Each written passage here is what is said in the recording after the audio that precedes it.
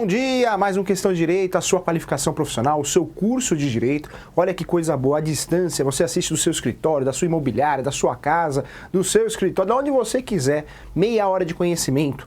Não vai perder toda quarta-feira das 10 às 10h30. Lembrando que hoje é quarta nobre também, não vai perder, hein? Tem muito conhecimento aí à sua disposição, muita qualificação profissional. Hoje o mercado exige, hoje não é mais a opção, eu vou fazer porque eu acho importante. Não, hoje é necessário. Se você não se qualificar, você vai ter problemas na profissão, tá? Então, vai lá, vamos aproveitar. Lembrando que é uma semana de feriado, né? Na sexta-feira, então, com certeza uma semana mais curta. Boa semana para você, que você consiga aí muito sucesso, consiga descansar nesse feriado. Se você vai trabalhar também, boa sorte aí no seu trabalho, também. Parabéns para você que acorda cedo todo dia para trabalhar. Não perca a esperança não, tá? É importante que você tá no caminho certo, na luta aí do dia a dia, tá bom? Então, vamos lá, o tema é importante, claro que é, porque quando a gente fala de posse, nós estamos falando de transações imobiliárias. Eu costumo dizer que pode ser a crise que for, mas o sujeito tem que morar em algum lugar, seja de aluguel, ou seja, como proprietário, o sujeito tem que se alimentar. Então, pode ter a crise que for no país, mas o sujeito precisa morar em algum lugar, ou de aluguel, ou comprar a residência, a propriedade, mas ele precisa, não tem jeito, precisa dormir em algum local.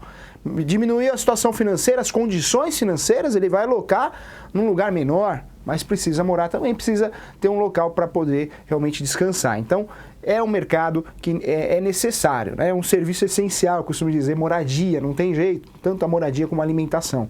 Mas quando eu tenho a posse, o que eu tenho? Vamos conversar sobre isso. Então vamos lá, já! Olha o tema de hoje aí no material. Ações possessórias, tá? Ações possessórias, o que é isso?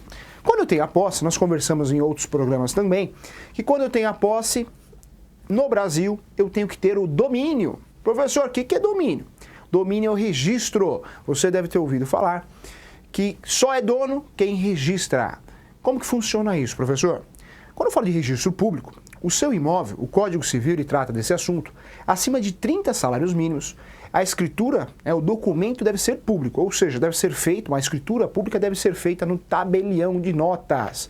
Tabelião, ele faz escritura de inventário, escritura de compra e venda, escritura de doação, diferentemente do cartório. O cartório de imóveis é por competência, é por região, não é você que escolhe, é o próprio imóvel que está dentro de uma competência que vai ser daquele determinado cartório. Então, uma determinada região, 8º cartório, Rua Genebra, 18º cartório, outra região.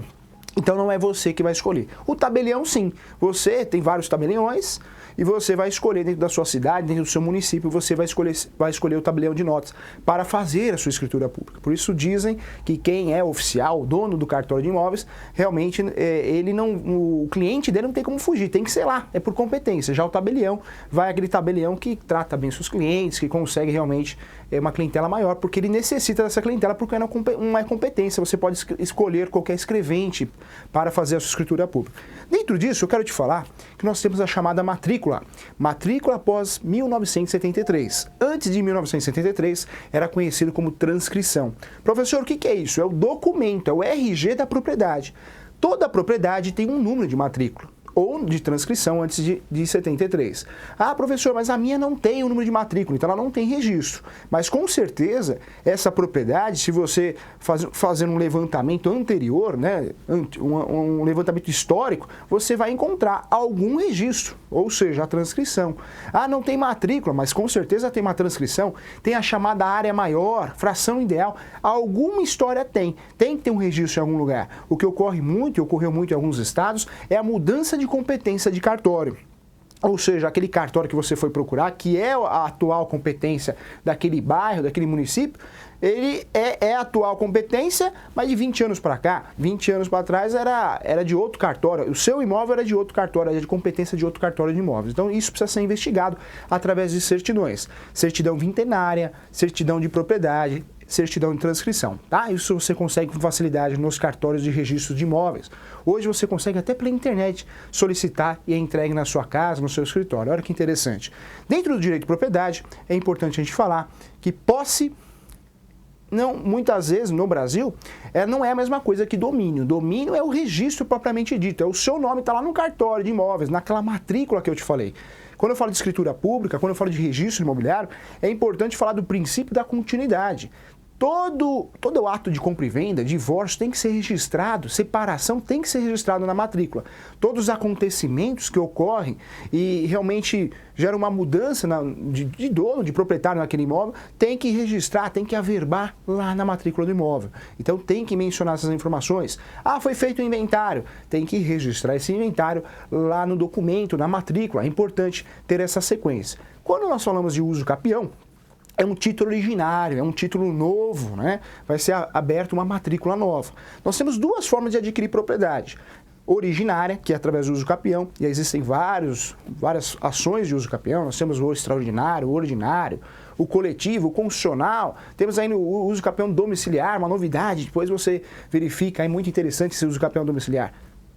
É aquisição, é alienação originária, aquisição de propriedade originária. Depois nós temos a aquisição de propriedade derivada, que é o ato de compra e venda, promessa de compra e venda, esses contratos em espécie, seja particular ou público. Então nós temos duas formas de adquirir propriedade. Originária através de uso capião e derivada através de negociações imobiliárias, que é o que sustenta o mercado aí. Então vamos lá, dentro disso eu preciso te falar que nós temos duas teorias sobre a posse. Primeira teoria, vai para o material. Dentro dessas duas teorias da posse, nós temos a primeira, conhecida como a teoria subjetiva clássica. Essa teoria foi desenvolvida por Savigny, tem que fazer biquinho, hein? Savigny. Savigny é o sujeito que criou essa teoria. Volta para o professor aqui. Segundo a teoria subjetiva clássica de Savigny, posse é você ter o corpo e o ânimos. O corpo, a presença na posse, você tem que estar na posse. Segundo a teoria subjetiva de Savigny, só é proprietário, só tem a posse quem está na posse. Não tem aquele negócio, não, o proprietário é quem está no domínio, quem está na escritura. Segundo essa teoria, não. Proprietário é aquele que tem intenção de ser dono, igual no uso capião que a gente falou sobre os requisitos, o ânimos da posse e também o corpus, ou seja, a presença física. Essa teoria ela é importante, conhecida também no mundo jurídico, mas ela não é utilizada por nós, pelos brasileiros, pela legislação brasileira. A teoria que é utilizada é a segunda. Vai para o material. Teoria objetiva de Ehring, essa sim é utilizada, né? Utilização econômica, essa é a teoria utilizada. Você precisa saber isso, precisa ter esse conhecimento, você conversar com o cliente, é importante você trazer o fundamento para o que você está falando. Então essa teoria objetiva, que é a teoria da posse utilizada pela legislação brasileira, segundo Ehring, essa teoria só é dono quem tem um domínio, ou seja, quem tem um nome lá no cartório de imóveis. E existe para essa teoria a posse direta e indireta. O que é a posse direta? O professor está com o controle na mão. Nesse momento eu sou dono desse controle? Não. Esse controle, na verdade, é do conselho, né? Do conselho regional. Então não é meu. Mas quem tem a posse nesse momento? Sou eu, posse direta. Quem tem a posse indireta? O conselho. Então, essa teoria ela divide posse direta e indireta. Essa teoria ela reconhece que é possuidor também o locatário, ou seja, quem assinou um contrato de locação. O comodatário, ou seja, quem assinou o contrato de comodato. Então, a posse não é só quem tem um nome na escritura pública no registro. Segundo a teoria, que é a teoria reconhecida no Brasil, tem a posse quem tem a posse direta, quem está ali na propriedade fisicamente naquele momento. E quem não está fisicamente na propriedade, mas tem o seu nome lá no cartório de imóveis, é proprietário também? Também. Então a nossa teoria, a teoria objetiva que nós seguimos, ela realmente dá um poder de proteção possessória, tanto para aquele que tem a posse direta como a posse indireta. Olha que interessante. Dentro dessa proteção possessória, quem tem a posse tem a proteção possessória, é importante falar que quem tem essa proteção possessória é quem tem a posse, direta ou indireta.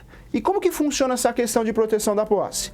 Se você é incomodado dentro da sua posse, ou seja, uma invasão total, uma invasão parcial, uma ameaça de invasão, se você tem esse problema, você vai utilizar os institutos de proteção da posse. De proteção da posse. Quais são esses institutos? Nós vamos conversar logo mais. Vai para o material aqui. Joia! Então você já está sabendo aí o que é teoria objetiva de Ehring. Volta para o professor aqui, olha que interessante, ó. Então vamos lá para a proteção possessória. Dizem, né, existe uma doutrina italiana, se você passar a sua posse, você tem a propriedade no seu nome, o domínio, você faz um contrato de locação, segundo a teoria que nós seguimos, você passa de mais, a teoria italiana e outras teorias, né, outras doutrinas, você passa mais de 160 efeitos da posse. Então, quando você aluga a sua propriedade, você está passando efeitos da posse, né? Então, cuidado aí com o que você aluga, porque você está passando efeitos, poderes da posse também. Então, vamos lá. O que determina isso? Volta para o material aqui, vamos lá. Material de apoio. O artigo 1196 adotou a teoria objetiva, como nós falamos. De acordo com a teoria objetiva, pode haver a bipartição da posse, a coexistência da posse direta e da indireta sobre o mesmo bem. Volta para o professor. Então, deu para entender, hein? Professor, quantas teorias nós temos de posse, né? Mercado imobiliário é posse, a gente só fala de posse. Propriedade, nós temos duas, subjetiva e a segunda, objetiva. Qual que nós utilizamos? Objetiva, Ehring. Primeira, Savigny, né? Tem que fazer biquinho para falar Savigny. Vamos lá, proteção da posse, volta para o material aqui. Quando eu falo em proteção da posse, você que quer estudar em casa, para ampliar o seu conhecimento, dá uma olhadinha no Código de Processo Civil, no nosso atual Código de Processo Civil. Um dos efeitos da posse é justamente o direito aos interditos possessórios, ou seja, as ações possessórias, tema da aula de hoje, como previsto nos artigos 1210 e 1211 do Código Civil. Dá uma olhadinha lá. É importante você ter o chamado vademécum. O que é isso, professor? É o conjunto de várias legislações dentro do mesmo livro. É importante você que trabalha com corretagem de imóveis, você que é dono de imobiliária, com certeza ter esse material lá no seu escritório, em cima da sua mesa, porque é importante. Você tá, não, queira ou não queira, você está mexendo com o direito, você está mexendo com bem, né, bem móvel, bem imóvel, então você tem que ter o código, tem que estar atualizado, tem que ter amizade aí com o escritório, uma parceria, tem que ter, importante para o seu sucesso, tá bom? Vamos lá, vamos falar dessas ações possessórias, essas proteções possessórias. Quais são, professor? Então vamos falar. Vai para o material. A ação de reintegração de posse é uma ação possessória. Nós temos uma segunda ação, manutenção da posse. Temos a terceira, interdito proibitório. Volta para o professor que ele vai explicar tudo isso para você com muito carinho. Quando eu falo de ação de reintegração de posse, é porque ocorreu o esbulho. Professor, o que é esbulho? É a perda total da posse. Professor, não é ação de despejo? Cuidado, hein? Lá na aula de ações locatícias, que é um outro tema, por isso você não pode perder, é importante você acompanhar a sequência do nosso programa. Ações locatícias envolvem as ações de contrato de locação. As ações locatícias, nós temos a revisional, ou seja, o inquilino, o proprietário acha que o aluguel que o proprietário acha que o inquilino está pagando um aluguel muito baixo, abaixo do mercado. E aí ele entra com uma ação revisional de aluguel. Revisional para aumentar ou diminuir. Ou o inquilino fala, não, esse proprietário está cobrando muito. O contrato está em vigência, está em vigor, está querendo um aumento abusivo, vou entrar com uma revisional. Então tem ação revisional, uma ação locatícia. Temos a ação de despejo, que não é só despejo por falta de pagamento. A ação de despejo, existem várias lendas, né? Por isso é importante estudar o direito. A ação de despejo não é precisa de 3 meses. Meu cliente só posso ingressar com uma ação de despejo depois de 3 meses que ele não pagou aluguel. Não é verdade. Se ele não pagou aluguel no dia 20, dia 21, você já pode ingressar com a ação de despejo. E a ação de despejo é por vários motivos, não é só pelo motivo pela falta de pagamento. Esse é um tipo de ação de despejo por falta de pagamento, mas pode ser por descumprimento contratual, existe a denúncia cheia, a denúncia vazia ainda, então é muito mais complexo essa situação. Dentro das ações locatícias temos uma ação importante que é a ação de consignação e pagamento. Você não acha o proprietário para pagar, a imobiliária fechou, o corretor sumiu, aí faz o depósito de consignação e pagamento para realmente não ocorrer ação de despejo. Então, são outras ações. Hoje, nosso tema, nós estamos falando de ações possessórias, proteção da posse. Quando eu falo de ações possessórias, quem tem a posse, direta ou indireta, segundo o direito brasileiro, ele tem proteção, ele tem ferramentas para se defender.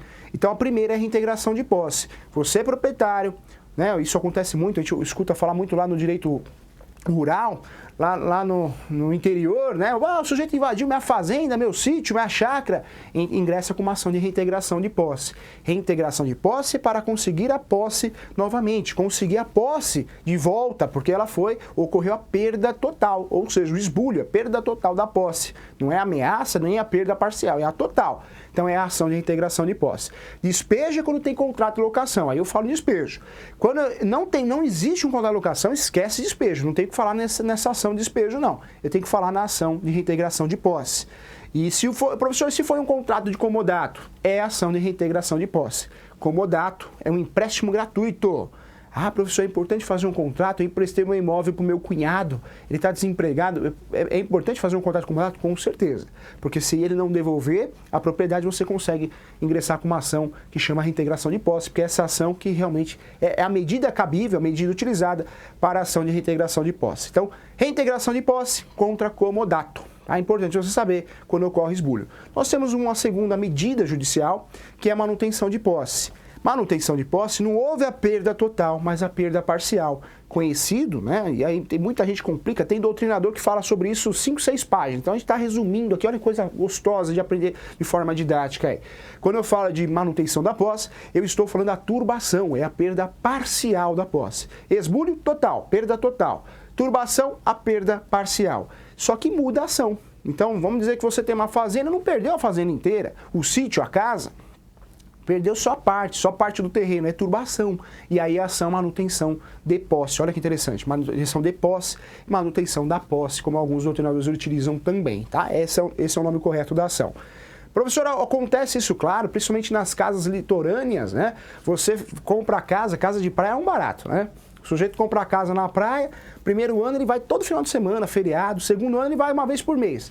Terceiro ano ele vai uma vez por ano, cada 2 anos. E aí larga a casa lá, enjoa da casa. Aí chega lá, tem um cavalo, tem uma família, e aí, o que você tem que fazer? Primeira coisa é fazer um boletim de ocorrência, da delegacia mais próxima. E depois ingressar com uma ação de reintegração de posse para conseguir recuperar a propriedade nessa casa litorânea. Acontece muito no litoral brasileiro aí, né? Então a gente sabe disso. Nós temos uma terceira medida, são 3 ações, hein? Quando eu falo de ações possessórias, reintegração de posse, manutenção de posse e interdito proibitório. Interdito proibitório, você não sofreu a perda total ou parcial da posse, mas uma ameaça. Não aconteceu, mas pode acontecer. Você tem um sítio, tem uma fazenda, tá o pessoal do Sem Terra, o pessoal do Sem Terra tá tudo lá. Vamos entrar com as bandeiras lá. É uma ameaça, não ocorreu ainda, não invadiu, né? Não ocorreu nem parcial nem total, mas aí cabe essa ação interdito proibitório para evitar essa ameaça. Olha que interessante. Professor, então quantas ações nós temos em relação à posse? Quais são as proteções possessórias? Quais são as ações possessórias? São 3. Reintegração de posse, manutenção de posse, interdito proibitório, ok? Olha que interessante. Ah, professor, mas tem um tal de embargo de terceiro, não é ação possessória? Não, cuidado. Embargo de terceiro, como o próprio nome diz, existe uma briga judicial entre o autor e réu, parte ativa e parte passiva. No meio do caminho, você é um terceiro que está olhando de fora o processo, você vai deixar acontecer o pior, perder a propriedade, você ingressa com uma ação de embargo de terceiro. Professor, não entendi, vou explicar de novo, vou te dar um exemplo que você vai entender. Ó, preste atenção aqui no professor. Quando eu falo em embargo de terceiro, acontece muito, realmente o caso mais prático que eu posso trazer para você, para te ajudar a você entender isso, é aquele bendito contrato de gaveta. Por isso o corretor, o advogado, jamais deve orientar fazer contrato de gaveta. Ah, faz o contrato de gaveta, você vai gastar com registro. Bobagem isso, hein? Bobagem de uma ova. O direito brasileiro entende que quem é proprietário, né, quem tem registro, ou seja, quem tem um domínio, então tem que fazer o registro. Ah, mas eu vou gastar 5 mil para fazer o registro. É melhor você gastar 5 e dormir em paz do que não gastar e perder o imóvel. E perde, hein?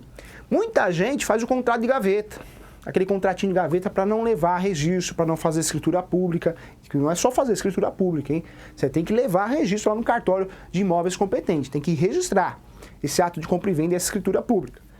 Quando você não faz isso e guarda o contrato de gaveta porque fica guardadinho na gaveta, só você e o comprador e vendedor conhecem, né, a história dessa compra e venda e o corretor que orientou mal nessa situação. Nessa situação, parece um oficial de justiça lá na porta da sua casa. Ó, intimação aqui para sair da propriedade, tá? Porque o Pedro tá perdendo a propriedade pro banco, o banco X. Só que na verdade não é o dono, o Pedro, é o João. Só que o Pedro vendeu para o João com um contratinho de gaveta. Para o mundo jurídico, o João é dono, é o Pedro, porque ele é o último proprietário que consta na matrícula. Então, o que o João tem que fazer desesperadamente? E qual é o risco de perder? Ele vai ingressar com embargos de terceiro, vai contratar um advogado para ingressar com embargos de terceiro, que ele é um terceiro nessa relação. Tem o banco e tem o Pedro. O João é um terceiro. Porque quando eu faço o registro, além de fazer o registro e me resguardar, eu gero publicidade. Ah, professor, como assim publicidade? Se eu quiser levantar com o seu nome, com o nome da rua e o número, né? Quem é proprietário daquela determinada casa, eu consigo, porque é público, certidão é pública, qualquer um pode tirar. Ah, eu posso tirar uma certidão, professor, no nome do meu cunhado? Claro que pode, a certidão é pública. Ela gera publicidade. E nessa situação, para o banco, quem é dono da propriedade? O Pedro, não o João. Então o João vai ter que se defender através de uma ação de embargo de terceiro. Uma ação aí que vai ter que fundamentar muito bem, senão vai perder a propriedade, porque é dono quem registra. Olha que interessante, então cuidado com isso. Nós temos uma ação também importante que é a anunciação de obra nova. Anunciação de obra nova, que é uma ação quando o vizinho do lado começa a construir e incomodar você, que é uma outra situação que entra no direito de vizinhança, que mexe com os 3 S's, né? Professor, o que é direito de vizinhança? Ele resume nos 3 S's, fácil, saúde, segurança e sossego. Quando o seu vizinho mexe com o seu sossego, após as 22 horas, põe o sol no último volume, é o sossego. Saúde, seu vizinho não tampa a caixa d'água, agora é a época da dengue, cuidado com a dengue, hein? Água parada não pode. Dengue, saúde e segurança, né? O seu vizinho, ele guarda fogos de artifício embaixo da casa dele, na garagem, se explodir, explode tudo, né? Saúde, segurança e sossego é o direito de vizinhança, olha que interessante aí, tá? Outra coisa que eu quero falar para você, para fechar com chave de ouro, princípio da fungibilidade. Professor, e se eu contratei um advogado que não entende muito bem, ou eu sou advogado, ou eu sou corretor e sou advogado também, sou um advogado recém-formado, sou um advogado que estou atuando na área, mas eu errei o nome da ação. Era ação de reintegração de posse e eu entrei com manutenção de posse.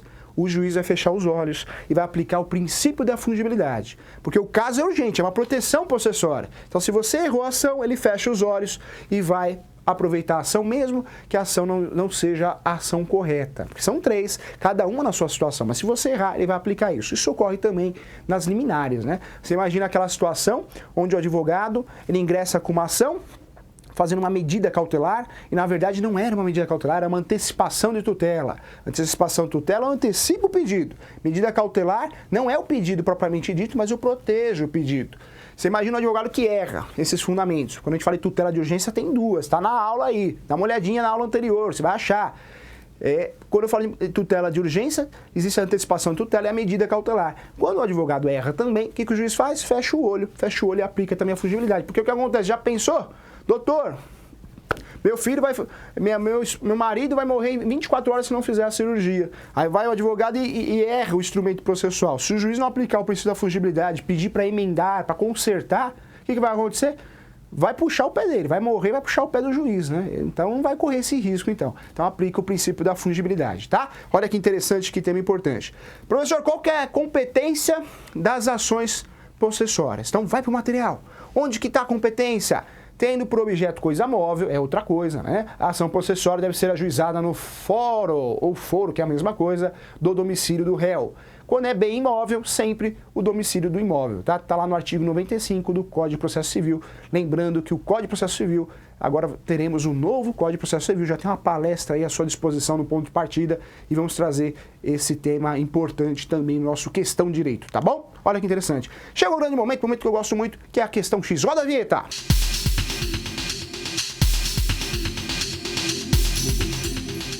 Olha a pergunta que não quer calar. Quando eu utilizo a ação de despejo e a ação de reintegração de posse? Quando eu utilizo a ação de despejo e a ação de reintegração de posse? Volta para o professor para ele responder essa pergunta para você. Já expliquei, vou explicar de novo, hein? Reintegração de posse é para comodato, é para recuperar a posse que você perdeu totalmente, diferente da ação de despejo. Despejo tem que ter um contrato de locação. Contrato de locação é como se fosse um comodato, mas existe onerosidade, foi cobrado, né? Você cobrou algo para o sujeito ficar na sua propriedade. Então, despejo só falo em despejo, ação de despejo, quando existe contrato de locação. É ação locatícia, ações locatícias, diferente das ações possessórias, que eu estou falando de posse. Então, jamais eu vou utilizar a ação de despejo numa situação que é uma reintegração de posse. Então, cuidado, hein? Cuidado, não pode errar. Hoje você precisa saber, hoje numa conversa, se o seu cliente conversa com você, vou ter que entrar com uma ação de reintegração de posse, mas você é corretor, fez uma transação imobiliária de uma locação. Você fala, não é reintegração de posse, é uma ação de despejo. A reintegração de posse é uma outra situação, porque existe um contrato de despejo. Ó, beleza, você mostrando aí conhecimento para o seu cliente, ganhando a confiança dele. Olha que beleza, tá? Vamos lá, pergunte ao professor. Roda a vinheta!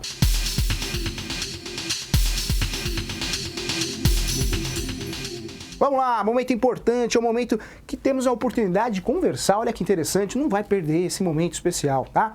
Venho recebendo vários elogios, vários telespectadores do nosso programa, agradeço muito você que vem acompanhando, além para te qualificar, fico muito feliz, porque você não sabe o trabalho que dá para a direção desse programa e para mim, para apresentar esse programa, resumir o tema em meia hora com muito carinho para você. Então vamos divulgar no WhatsApp, vamos divulgar, manda para o colega corretor no WhatsApp, é importante, olha aí, dá uma olhada aí nesse programa, né? Manda também no Facebook, vamos divulgar, é importante divulgar para a continuidade desse programa. Quanto mais audiência, mais pergunta boa, mais tema bom, né? Então é excelente, quanto mais audiência, melhor.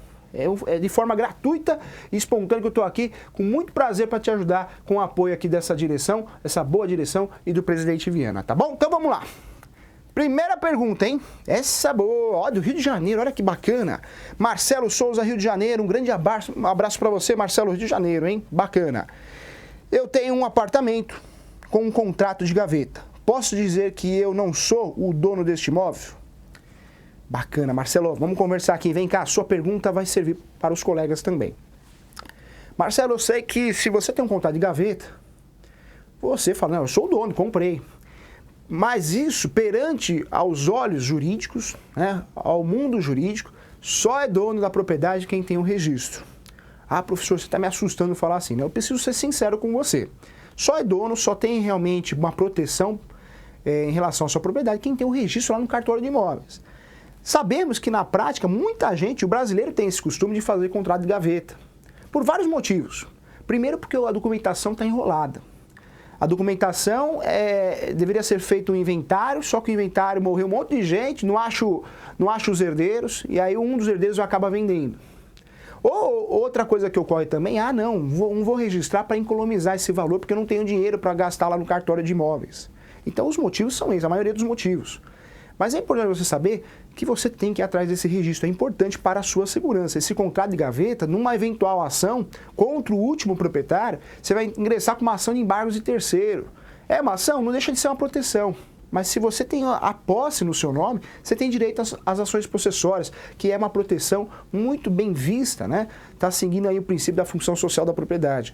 Então, regularize esse imóvel. Quando esse imóvel não tem jeito de regularizar, qual que é a grande saída? O uso capião, a ação de uso capião. Cuidado com aquela ação de adjudicação compulsória. Muitas vezes o advogado fala, vamos ingressar com uma ação de adjudicação compulsória que vai resolver. A adjudicação compulsória é uma ação de obrigação de fazer.